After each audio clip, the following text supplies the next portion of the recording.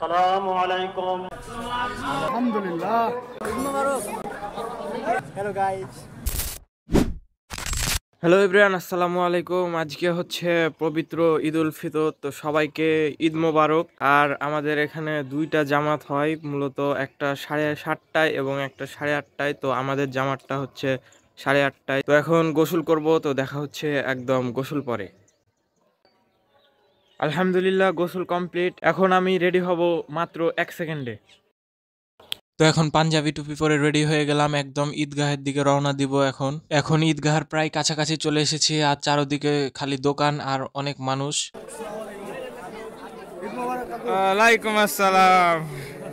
এখন আমরা ঈদগাহের কাছে চলে আসলাম, আর আমাদের আগে যে জামাতটা হচ্ছিল ওইটার এখন মোনাজাত হচ্ছে। তো ওইটা শেষ হলে আমরা প্রবেশ করব ঈদগাহে। প্রথম জামাতের মোনাজাত এইমাত্র শেষ হলো, তাই আমরা এখন ঈদগাহে প্রবেশ করলাম।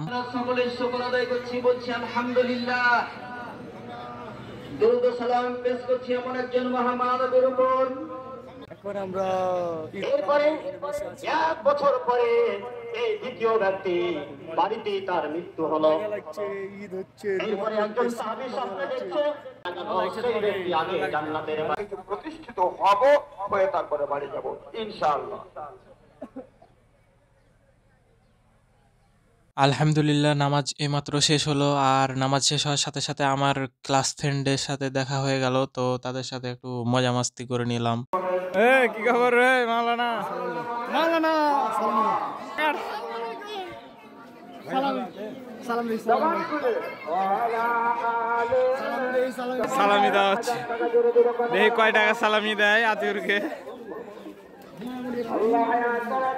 আলহামদুলিল্লাহ। তো ঈদের নামাজ টামাজ শেষ করে সবার সাথে দেখা সাক্ষাৎ করে এখন সোজা বাসার দিকে রওনা দিলাম। তো কেমন লাগলো সবার কাছে ভিডিওটি, এবং সবার ঈদ কেমন কাটলো অবশ্যই কমেন্টের মাধ্যমে জানিয়ে দিন। দেখা হচ্ছে আপনাদের সাথে নেক্সট ভ্লগে। আল্লাহ হাফেজ।